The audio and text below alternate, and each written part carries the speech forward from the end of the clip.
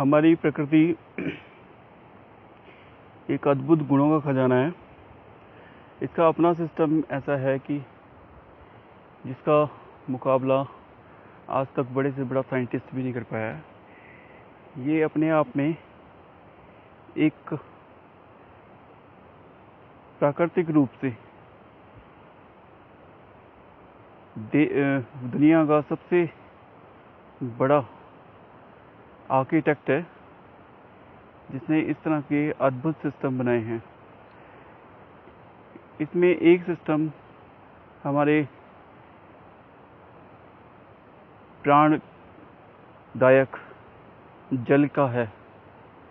जो वाटर या पानी हमें मिलता है, वो किस तरह से मिलता है उसके बारे में हमने कभी सोचा नहीं है। तो आज हम इसी बारे में चर्चा करेंगे कि हमें पानी कैसे मिलता है।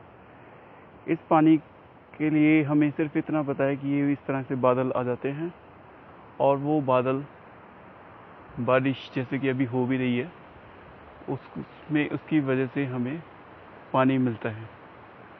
मगर ये एक साइकिल है जिसको हम जल चक्र या वाटर साइकिल भी बोलते हैं। तो इस साइकिल में क्या होता है कि सबसे पहले जो भी हमारी गैसें हैं, जो हम लोग धुएं के रूप में छोड़ते हैं, या फिर जो गाड़ियों से निकलता है, या फिर जो फैक्ट्रियों से धुआं निकलता है, वो धुआं हवा से हल्का होता है। तो वो हवा में यानी कि बादलों में चला जाता है ऊपर आसमान में। ये तकरीबन 17-18 किलोमीटर पृथ्वी तल से। और उसके बाद में जो हमारा जल का अकूत भंडार है, हमारे समुद्र, ओशंस, तो वो ओशंस जिनमें कि 71% पानी है पृथ्वी का, उन ओशंस में गर्मियों में क्या होता है, वैसे तो पूरे साल होता है, बट गर्मियों में चूंकि गर्मी होती है तो उसकी वजह से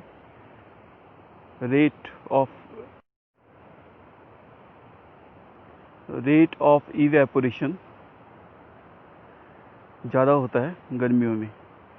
तो रेट ऑफ इवेपोरेशन की वजह से, सूरज की गर्मी की वजह से जो पानी है वो पानी भाप में बदल जाता है और वो ऊपर बादलों में पहुंच जाता है। इसके अलावा जैसे कि पहाड़ वगैरह टूटे या फिर हवा की वजह से धूल उड़ी, तो वो सारी धूल जो है वो भी आसमान में उड़ के चली जाती है। तो इन तीनों के संगम से बादल बनते हैं, जो कि ऊपर जाके बिल्कुल बर्फ़ के रूप में बदल जाते हैं, जैसे हम देख रहे हैं। अब क्या होता है कि जब तेज़ हवाएं चलती हैं, जिसको हम मानसून बोलते हैं, जो कि समुद्रों से चलती है, उसकी वजह से क्या होता है कि ये जो हवाएं हैं, ये जो बादल हैं, हवाओं की वजह से काफ़ी तेज़ी से घूमते हैं और किसी ऊंचे पहाड़ से टकरा के या आपस में टकरा कर, इसमें बिजली कड़कना भी इसमें शामिल है, जो कि एक आयन्स का काम होता है। जो इनके अंदर आयन होते हैं वो आपस में टकराते हैं, तो उनकी वजह से बिजली कड़कती है। तो फलस्वरूप क्या होता है कि जैसे कोई ऊंचा पहाड़ है, जैसे कि रोहतांग पास है, हिमालयन टेरिटरी की कोई भी पहाड़ है, एवरेस्ट है, उसकी वजह से जो हवाएं हैं वो उस पर्टिकुलर एरिया में घूमती हैं। उस देश के लिए वो पहाड़ बड़ा इम्पोर्टेंट होता है। तो फिर जब ये टकराएंगे तो फिर ये जो गर्मी पैदा होगी बिजली कड़कने की वजह से, उस गर्मी की वजह से जो बर्फ़ है वो पिघल जाएगी और वो इस तरह से बूंदों के रूप में नीचे ज़मीन पे बरसेंगी। और जो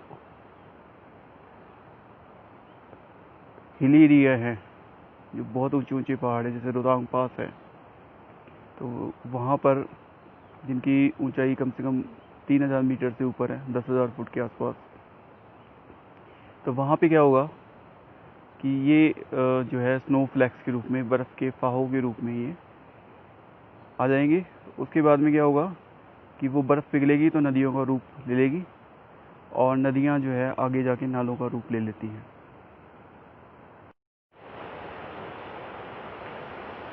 जो पहाड़ों से स्ट्रीम्स आ रही हैं, वो स्ट्रीम्स इस तरह से यहाँ पे देख सकते हैं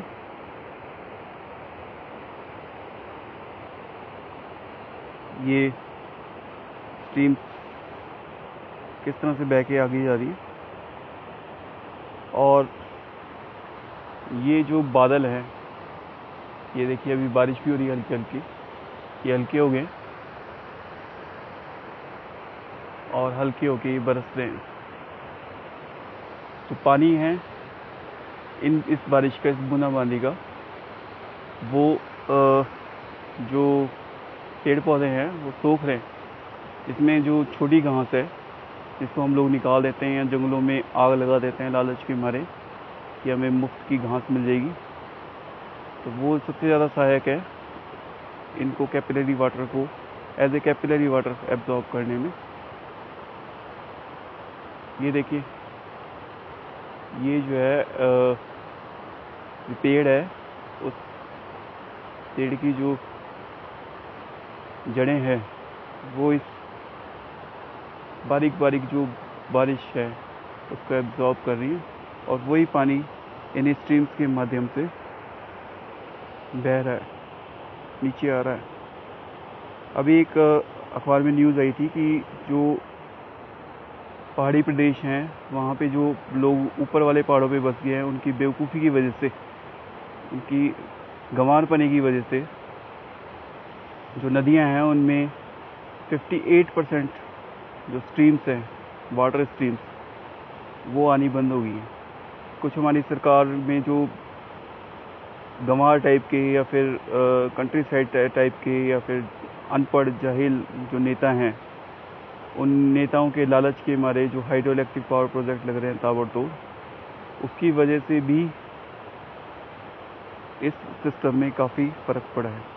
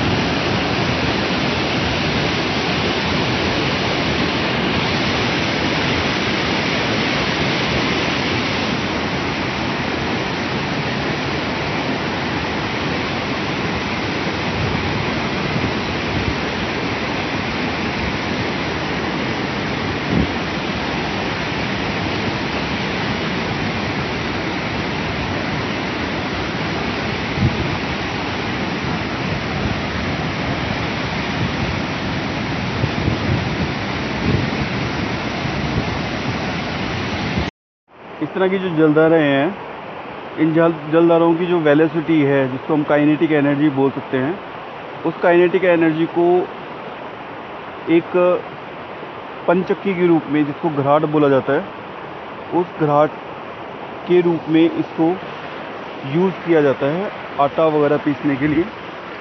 कुछ इनोवेटिव बंदों ने इस घराट को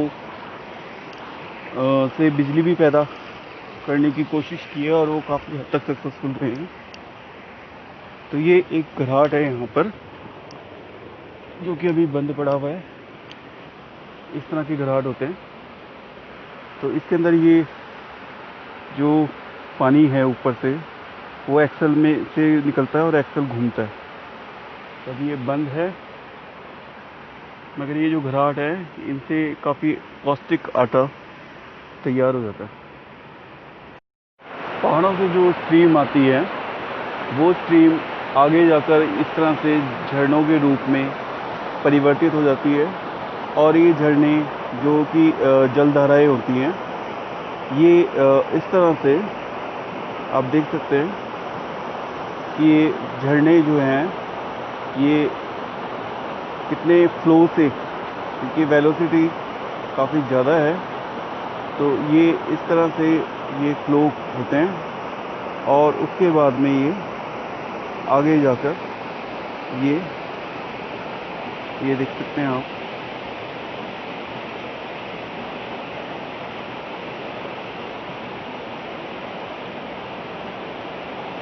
इसके बीच में जो चट्टानें हैं,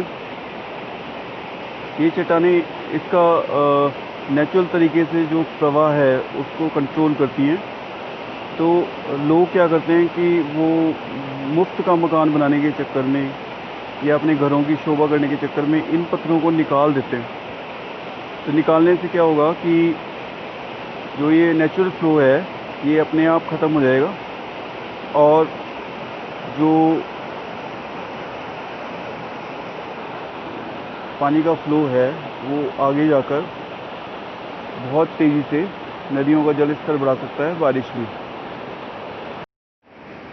जो ग्राउंड वाटर है वो ग्राउंड वाटर इस तरह से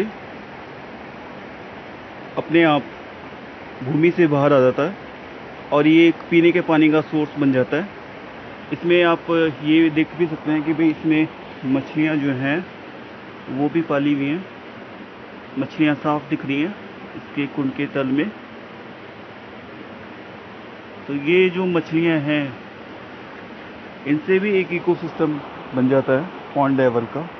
और ये देखिए आप इस एंगल से साफ नज़र आ रहा है कि भाई जो झरने हैं इनका फ्लो कितना ज़बरदस्त है और आसपास वेजिटेशन भी देख सकते हैं जो कि नेचुरल है। और आखिर में ये जो स्ट्रीम है जो बारिश की वजह से पहाड़ों में सूखी हुई है और नालियों के रूप में ये पहाड़ों से निकल रही है, ये इस तरह से बड़ा नाला बनकर नदियों में मिल जाता है। तो ये बड़ा इम्पॉर्टेंट है कि हम लोग इनको कंजर्व करें, प्रिजर्व करें और जितना हो सकता है उतना पेड़ लगाएं। धन्यवाद। जय हिंद, जय भारत।